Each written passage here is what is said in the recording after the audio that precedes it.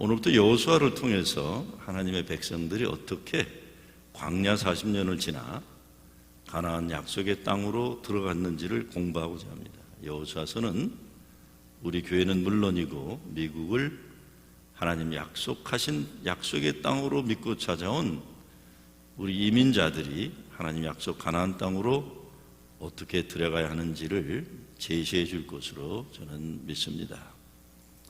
이스라엘 민족에게는 젖과 꿀이 흐르는 하나님 약속의 가나안 땅이지만 우리 예수 믿는 사람들에게 있어서는 구원의 새 역사입니다. 예수 십자가 보혈의 은혜로 시작하는 영원한 생명의 시작입니다.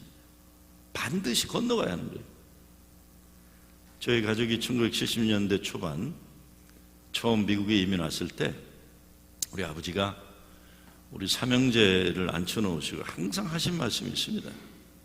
그것도 맨정신으로는 안 하시고 꼭 맥주 한 잔 드시고는 기분 좋으면 술 기운으로 용기 내서 우리 삼형제에게 인생의 가르침을 주셨습니다. 왜냐하면 돈도 별로 못 벌어오시고 자동차도 없는, 세상 말로는 주변머리가 없는 분이셨어요. 목회를 하셨는데 월급 하나도 못 받아오시고, 그러니까 교회도 20명도 안 되고, 그래서 항상 아버지 쪽팔려 제가 맨날 그랬어요. 교회 갈 때마다 하도 교회가 작아서요. 우리 아버지는 맨정신으로는 자식들한테 뭐 이렇게 못 하시니까 술 한 잔 드시면, 목사님인데도 술을 잘 드셨어요. 술 한 잔 드시고는 꼭 한마디 하셨어요. 한마디 하셨습니다. 얘들아, This is the land of opportunity. 맨날 그랬어요. 미국은 기회의 나라다. 미국은 기회의 나라다. 그렇게 말씀하신 것은 아버지가 다른 것으로 자식들에게 주실 것이 없으셨기 때문에 그런 거예요. 돈도 없고 뭐 다른 세상적인 것 없지만 기회의 나라로 이민 오게 했으니 너희들 알아서 잘 살아라, 이런 겁니다. 미국은 기회의 나라다.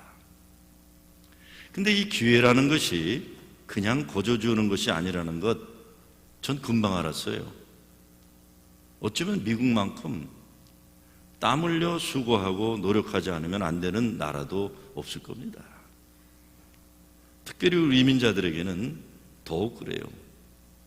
눈먼 돈 별로 없어요. 미국에 누가 공돈 막 주는 일도 없어요.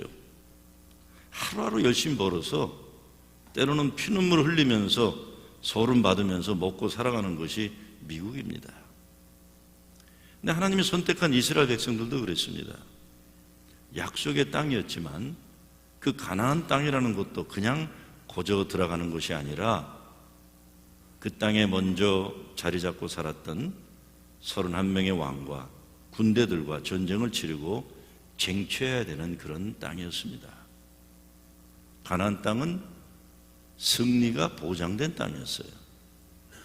하나님께서 약속하시고 보장한 땅입니다. 3절 말씀에 보면 내가 모세에게 말한 바와 같이 물은 너의 발바닥으로 밟는 것을 내가 다 너에게 주었노니라고 했습니다. 히브리어로 이것은 완료형 동사입니다. 완료형 동사. 이미 이 땅을 주었고 그리고 지금도 주어진 상태라고 밝힙니다. 가나안은 이미 보장된 약속된 땅이에요. 근데 여호수아와 이스라엘 백성들이 싸워서 얻어야 하는 땅입니다. 하나님이 이미 주신 땅이지만 믿음으로 쟁취해야 하는 그런 땅입니다. 저도 정말 미국은 기회의 나라다라고 한 아버님이 말씀하셨을 때 내가 하기만 하면 된다는 것이 너무 듣기 좋았어요. 그런데 미국에 살아온 분들은 다 공감하겠지만 미국이 그리 호락호락한 어설픈 나라가 아닌 것 우리가 살면서 뼈저리게 느끼는 겁니다. 앞으로 여호수아 말씀을 통해서 이스라엘 역사 속에서 하나님이 하나님의 일을 어떻게 이루셨는지 보게 될 겁니다. 하나님이 어떻게 하나님 뜻에 순종하는 백성들을 축복하셨는지, 그 반대로 어떻게 하나님의 뜻을 거역하는 백성들에게 벌을 내리셨는지 우리는 보게 될 겁니다. 사람은 자기 마음먹은 대로 세상이 되기를 바라고 자기 뜻대로 살려고 하는지 모르지만 하나님의 사람들은 하나님이 뜻하시는 삶의 내용이 있고 방향이 있습니다. 여호수아 설교를 통해 하나님께 가나안 땅으로 들어가는 가정, 교회가 되기 위한 깨달음을 우리가 얻을 수 있으면 좋겠습니다. 사실 가나안 땅으로 들어가는 것은 우리의 선택이 아니라 하나님의 명령입니다. 가나안으로 들어가지 않으면 광야에서 다 죽어야 되는 거예요. 약속된 땅 길목에서 우리가 선택해야 하는 건 단 하나입니다. 가나안으로 들어가는 겁니다. 다른 길은 없어요. 그 길로 가야만 하는 겁니다. 근데 가나안 땅은 준비된 백성들이 들어가는 것입니다. 준비되지 않으면 그 약속의 땅 쟁취의 전투에서 승리할 수는 없는 겁니다. 어떤 준비가 필요할까요? 첫째, 과거에 집착하거나 오래 머무르지 않고 미래를 열어가는 준비를 해야 합니다. 구약 성경 말씀을 보면 어떤 위대한 지도자라고 해도 그 사람이 죽은 다음에 그리 오래 슬퍼하지 않습니다. 잘 들어보세요. 누가 아무리 위대한 사람이 죽어도 오래 슬퍼하지 않아요. 훌딱 그냥 지나가 버려요. 훌딱. 잠시 슬퍼하고 바로 새 지도자를 세워서 하나님의 역사를 이루어갑니다. 후계자를 잘 훈련시키는 준비가 또 필요한 거예요. 예수님이 이것을 제자 만드는 것이라고 하셨어요. 오늘 1절 말씀에 보면 여호와의 종 모세가 죽은 후에라고 되어 있어요. 새로운 역사가 시작돼야 되는데 모세가 죽은 후에라는 겁니다. 모세도 죽었어요. 그 위대한 지도자 모세가 죽었습니다. 다른 말로 하면 모세가 죽어야만 합니다, 여러분. 모세가 죽어야만 새로운 역사의 길은 열리는 겁니다. 그런데 성경은 그래서 그 백성들이 영원히 슬퍼하고 불행했다고 기억하지 않습니다. 모세가 죽은 후 하나님은 새로운 지도자 여호수아를 세운 겁니다. 모세 행복한 지도자예요. 왜? 여호수아라는 훌륭한 후계자를 하나님이 세우셨기 때문입니다. 좋은 후임이 자기들을 따를 수 있다는 것은 선임으로서 큰 축복입니다.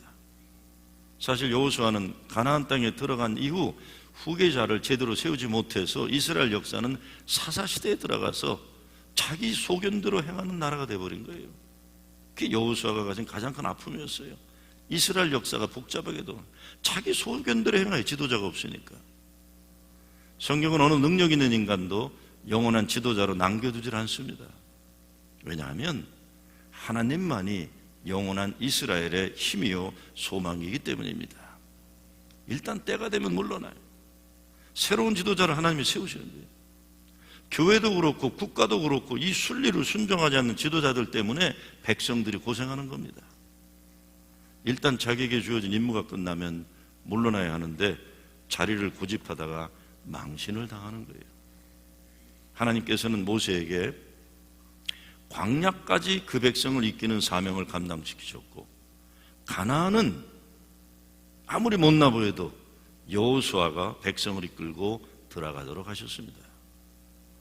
떠날 때가 언제인지 알고 가는 사람의 뒷모습이 아름답다는 말이 있어요. 모든 것이 그렇습니다. 어느 인간도 하나님이 허락하시는 제한된 기간에만 자기에게 맡겨진 사명에 최선을 다할 뿐입니다. 모세도 그렇게 원했지만 하나님이 가나안 땅으로 들어가는 것을 허락하지 않으셨어요. 아무리 인간적인 업적이 있고 능력이 있어도 하나님은 모세가 출애굽과 광야까지만 지도자가 되고 가나안에서부터는 지도자가 되는 것을 허락하지 않으셨습니다. 하나님 나라 역사만이 아니라 세상 운동 경기도 마찬가지입니다. 아무리 실력 있는 사람도 개인 플레이를 하면 안 되는 거예요. 개인 플레이를 하면 안 되고 팀이 잘 되도록 자기 역할을 해야만 합니다. 미국 농구 역사의 가장 최강팀으로 여겨진 시카고 불스 팀이 6번을 챔피언이 된 다음에 농구의 황제라고 하는 마이클 조던에게 어느 기자가 챔피언 팀이 되는 비결을 물었을 때 그는 이렇게 말했습니다. 어떻게 하면 챔피언 팀이 되느냐? 그때 마이클 조던이 이렇게 말합니다. 나는 나의 코치 필 잭슨의 말에 순종해야 한다. 내가 아무리 뛰고 싶어도 그가 쉬라고 하면 쉬어야 하고 아무리 쉬고 싶어도 그가 뛰라고 하면 뛰어야 한다. 우리 팀의 승리의 비결은 코치 필 잭슨이 선수들이 뛰어야 할 때와 쉬어야 할 때를 잘 판단하는 것이다. 농구의 황제 마이클 조던이 존경받는 것은 그가 팀을 챔피언으로 만들기 위해 가졌던 그 마음 자세였습니다. 선수는 팀을 챔피언을 만드는 것에 헌신하는 것이지 자기 혼자 잘하는 것이 아닙니다. 프로싱 제일교회가 챔피언 팀이 돼야지 그 중에 누가 혼자 잘난 체하고 잘해갖고 되는 건 아니라는 겁니다, 여러분. 오늘날 우리들의 교회에도 이런 마음이 필요합니다. 한국인의 부끄러운 심성을 평가하면서 한국 사람은 배고픈 것은 참아도 배 아픈 것은 못 참는다, 이런 말이 있어요. 그래서 잘 되면 경쟁의식이 생겨 발전하는지 모르지만 문제는 발전해도 서로 죽이기 때문에 늘 불안한 거예요. 누가 잘 되는 꼴을 보지 못하는 겁니다. 약속의 땅 길목에서 우리는 이런 부끄러운 심성을 빨리 버리고 떠나야 우리가 챔피언 팀이 되는 겁니다. 아무리 팀 선수들이 우수한 선수들이 하더라도 남 잘 되는 것 보지 못하는 심성을 가지고 있으면 챔피언은 절대로 못 됩니다. 그리고 코치가 시키는 대로 쉬라면 쉬고 뛰라면 뛸 줄 아는 스포츠맨 정신을 가진 선수들이 되어야 됩니다. 여호와의 종 모세가 죽었습니다. 그리고 새 역사가 시작됩니다. 하나님 축복의 새 역사가 있기까지는 여호와의 종이라는 한마디 겸손한 평을 듣고 죽어야 했던 모세가 있어요. 모세는 무덤이 어딘지도 몰라요. 모세가 죽었을 때는 하나님 홀로 그의 죽음을 지켜보고 하나님이 넘어오셔서 강물을 잃었다고 미드라시에서는 얘기를 하고 있어요. 외롭게 죽은 거예요. 외롭게 죽은 거예요. 우리 친구가 교단에 큰일을 하는 분이 있어요. 감독직을 하니까 큰일인데 밤에 전화를 했어요. 나도 외로워. 그랬어요. 외로워야만 된다 그랬어요. 감독은 외로워야지 사람들에게 잘 보이려고 하지 말고 사람들 말 듣지 말고 외로워라. 철저히 외로워져야 됩니다. 하나님 한 분만 칭찬받으면 되는 거예요. 지도자는. 이 모세 때문에 이스라엘은 축복된 백성이 되었고 이 모세 때문에 여호수아가 가능했던 겁니다. 그 하나님 축복과 약속의 땅 가나안 땅으로 들어가기 위해 우리는 과거의 슬픔과 아픔, 실패와 죄의식 등에 너무 오래 붙잡혀 있지 말고 미래를 향해 일어나야 됩니다.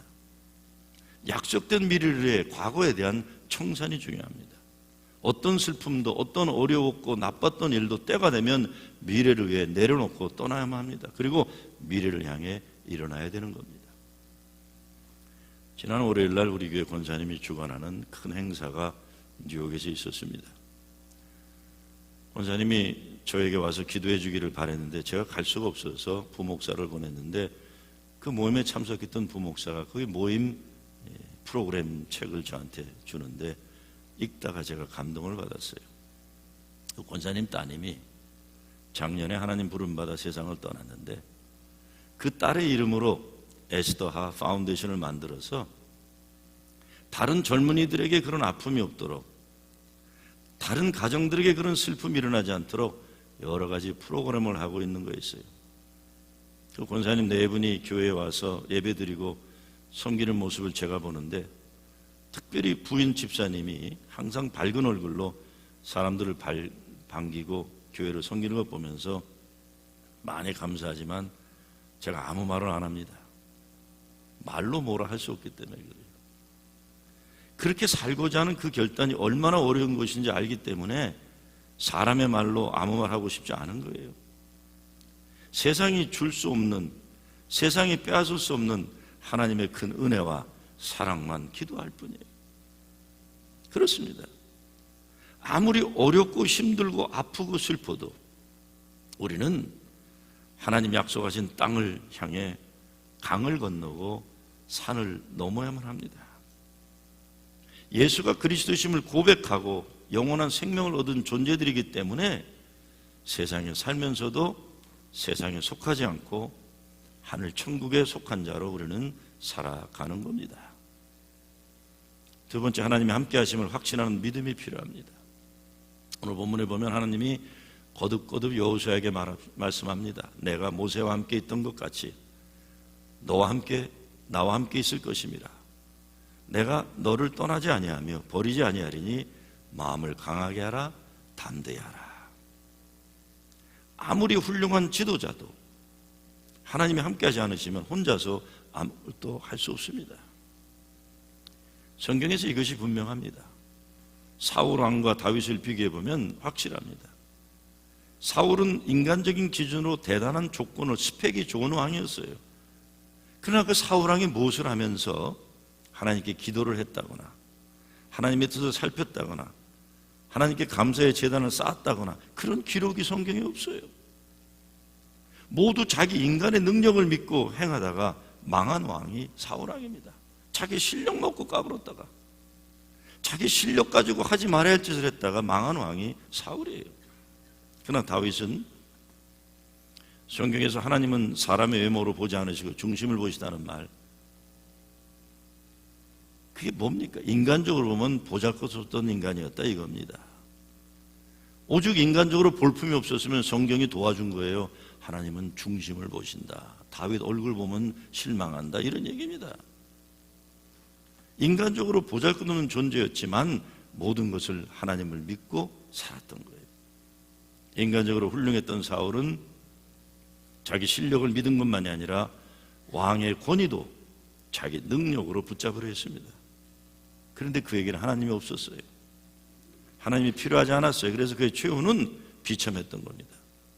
반면 다윗은 하나님의 도우심이 없으면 살지 못한 존재였습니다. 하나님의 영광을 위해서는 비록 인간적인 조건으로 부족한 것 투성이었지만 골리앗과 맞서서도 승리했던 겁니다. 하나님 약속 믿고 가는 것이니 큰 믿음으로 가야 합니다. 뉴욕에서 목회했던 노만 빈센트 목사가 축복을 얻는, 땅을 얻는 비결이라는 것을 이렇게 얘기합니다. 6가지로 첫째, 실패할 것을 생각하면 실패자가 된다. 둘째, 자신의 미래를 과소평가하지 마라. 자신의 미래를 과소평가하지 마라. 셋째, 크게 믿으라. 넷째, 크게 기도하라. 다섯째, 크게 행동하라. 여섯째, 하나님의 도우심을 믿고 크게 믿으라. 약속의 땅 길목에서 우리는 하나님 함께 하심을 믿는 믿음 가지고 새 역사를 향해 나가야 할 겁니다. 세 번째, 하나님은 하나님의 역사를 위해 지도자를 세워 쓰시는데 세상적인 실력으로 세우지 않고 하나님 말씀 순종의 사람을 세웁니다. 이것을 영어로는 availability, not ability라고 해요. 인간의 실력이 아니라 하나님 필요로 하실 때 나기를 내어놓을 수 있는 헌신, 이걸 얘기하는 거예요. Not ability, but availability. 하나님을 위해 나를 내어놓을 수 있는 사람을 쓰신다. 여호수아는 사실 모세에 비하면 한없이 모자라는 지도자입니다. 성경에서 모세는 하나님의 종으로 불렀지만 여호수아는 살아있는 동안은 모세의 시종으로 불렀어요. 자, 모세는 하나님의 종이었어요. 여호수아는 모세의 종으로 불렸습니다. 철저하게 모세의 그늘 아래 살았습니다. 그런데 모세의 시종이라고 부른 것은 여호수아가 자기를 그렇게 부른 겁니다. 여호수아가 자기가 자기 자신에 대해서 이스라엘을 가나안 땅으로 이끈 위대한 지도자라고 이렇게 부르지 않았어요. 자기의 스승 모세를 생각하며 모세의 종이라고 자기를 불렀습니다. 멋있는 사람이에요. 성경에 나타나는 하나님의 패턴이 있는데 하나님은 어떤 임무를 맡기기 위해 사람을 준비시킬 때 중요한 멘토나 선생이나 격려자를 그들에게 보내십니다. 사무엘에게는 엘리가 있었고 엘리사에게는 엘리야가 있었고 여호수아에게는 모세가 있었습니다.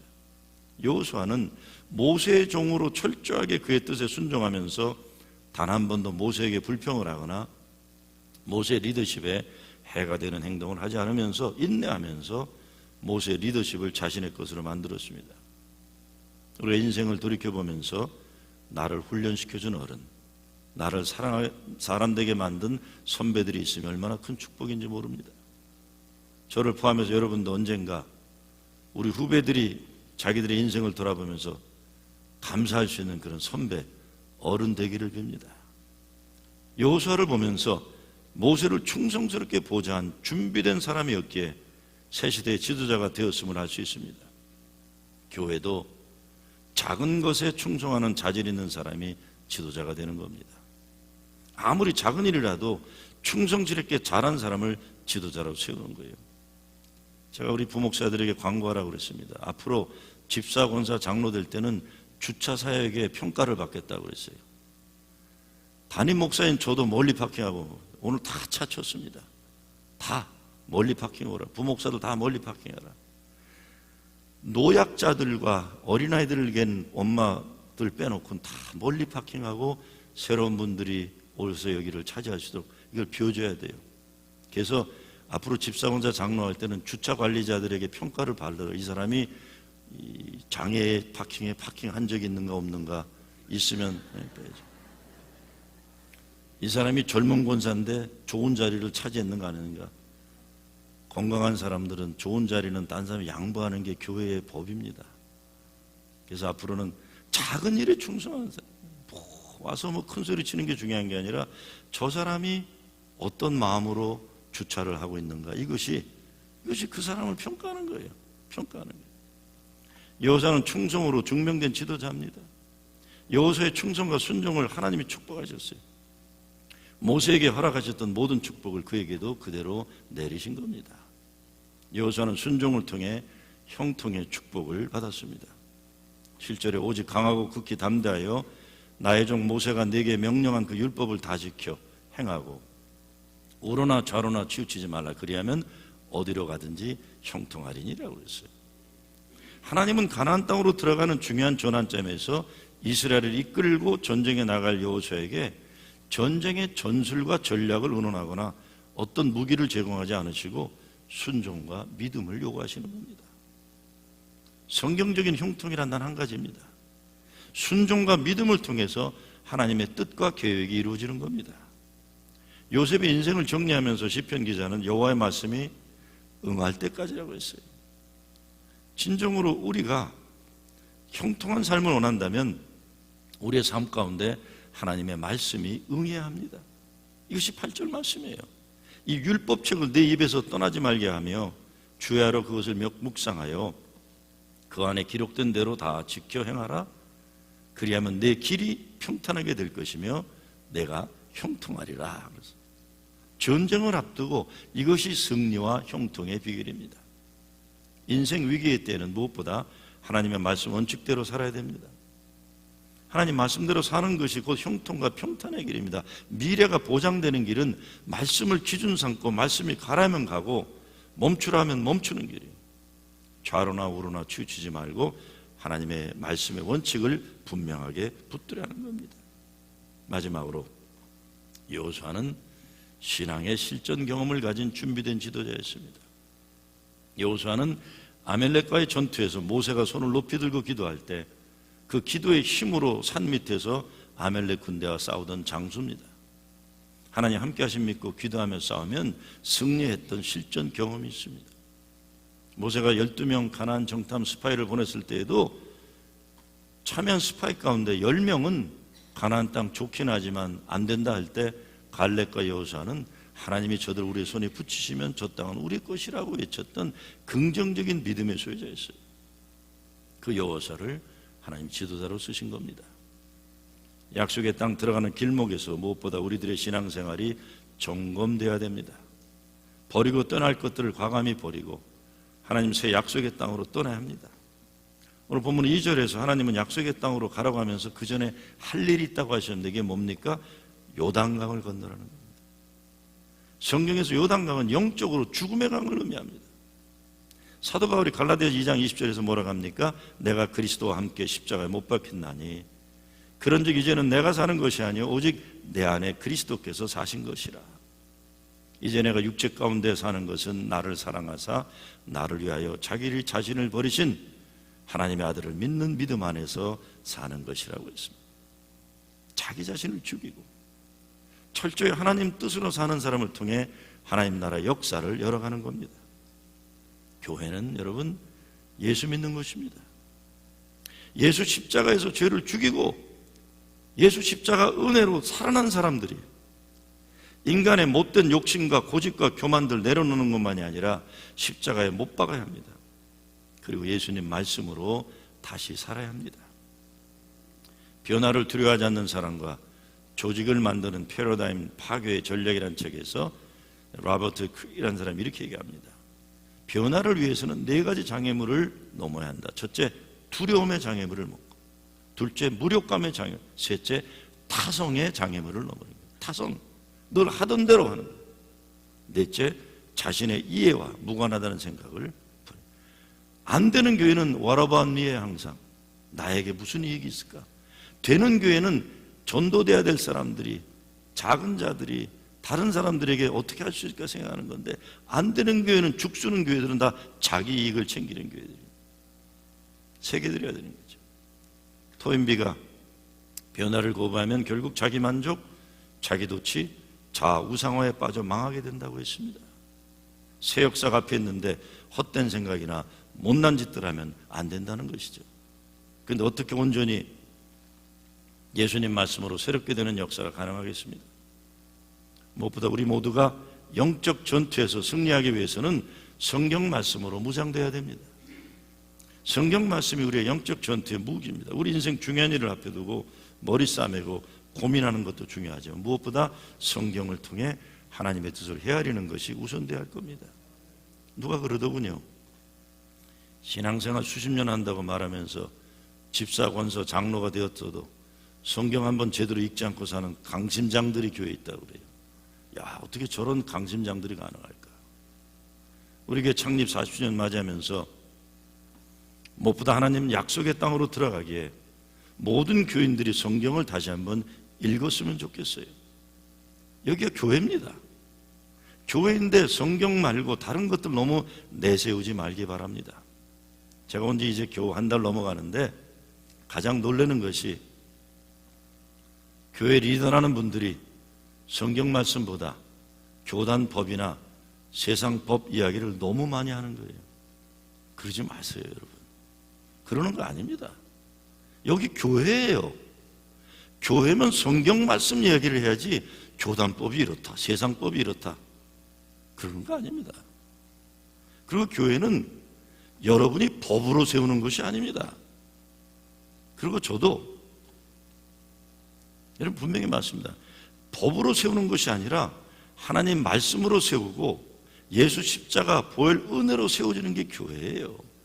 자꾸 법 얘기하지 마세요. 우리 한인교회 가운데 한 300교회 중에 밖에서 물어보세요. 교회 싸움 누가 제일 잘하는가, 목사 가운데. 제가 3명 중에 하나로 뽑힐 겁니다. 저는 전투와 전투 속에 다져진 몸으로 목회를 해온 사람입니다. 치열하게 싸우면서 목회했어요. 그렇지만 세상법으로 이기는 것이 교회의 승리는 아닙니다. 저도 교회 지킨다고 내가 생각할 때 못된 교인들과 싸워서 이겨봤어요. 근데 이기는 것이 아니라는 것 뼈아픈 경험을 했어요. 이기는 게 아니구나. 기도할 때마다 내가 이기려고 한 것 회개하면서 기도해요. 내가 왜 이기려고 했을까? 내가 이김으로 그 교인은 얼마나 상처받았을까? 제가 아틀란타에 H마트나 이 사람 많은데 안 가요. 왜냐하면 저 때문에 상처받은 사람들이 다 있을 것 같아서 못 가요. 교회를 지키려고 진짜 치열하게 싸웠어요. 가차없이 쳐보려고. 그런데 세월이 지나가면서 그게 다 상처예요. 저한테는. 저 사람들이 그때 얼마나 아팠을까. 나는 교회를 지킨다고 그렇게 열심히 싸웠는데 나 때문에 상처받은 교인들은 지금 얼마나 상처가 아팠을까. 제가 떠난 다음에 나갔던 사람들이 들어온대요. 그러니까 사람들이 전화해요. 그 인간이 또 들어온다. 그래서 제가 욕하지 말라고 그랬어요. 감사한 일이라고. 그동안 얼마나 저분들이 오고 싶어 했겠느냐. 내가 떠나니 오니 얼마나 고맙냐. 그랬어요. 얼마나 고맙냐. 교회 싸움은 오직 예수님이 이기셔야 진정한 승리입니다. 그리고 법보다 중요한 건 말씀이에요. 말씀.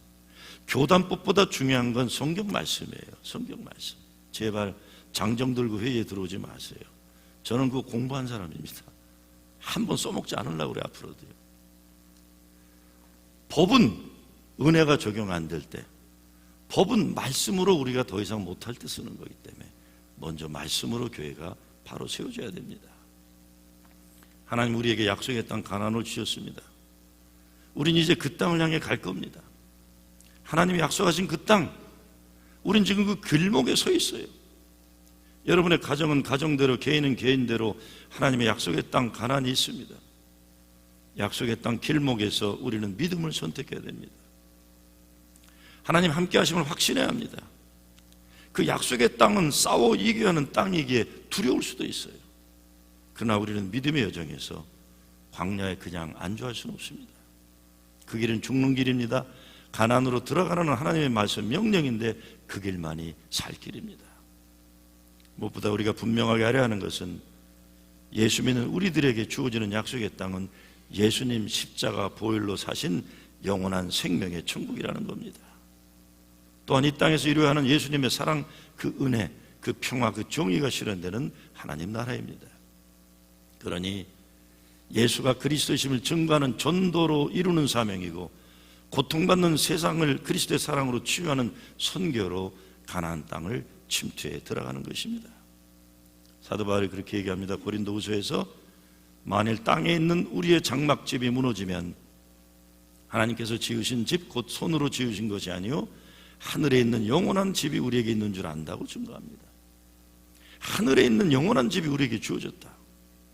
뉴욕 집값이요 상상을 어려울 정도로 비싸요. 아틀란타 교회에 계시던 분이 이쪽으로 오시게 되면서 교회 근처에 집을 산다고 하시다가 연락이 왔더라고요. 목사님, 150만 불짜리 집을 살래도 아틀란타 50만 불짜리 집에 반도 안 되네요. 왜 이렇게 비싸요? 왜 이렇게 비싸? 그러나 우리 예수 믿는 사람들은 뉴욕에 좋은 집이 있으면 좋겠지만 없다고 해서 인생 실패는 절대로 아닙니다. 있으면 좋죠. 그러나 떠날 때는 다 놓고 가야 돼요. 놓고 가야 돼요. 떠날 때 놓고 가면 그 여우 같은 며느리한테 뺏기는 거고 다 그런 거예요. 너무 애착 두지 마세요. 우리 하늘나라의 집을 약속받은 사람들입니다. 이것이 궁극적으로 저와 여러분이 얻어야 할 가나안 땅입니다. 이스라엘 백성에게 가나안 땅을 허락한 것처럼 하나님은 우리들에게 예수 십자가 보혈의 은혜로 주어지는 부활 승리의 땅, 영원한 생명 천국의 땅을 약속하시고 예비해 놓으신 겁니다. 우린 지금 광야 끄트머리에서 가나안 땅에 들어가는 길목에 서 있습니다.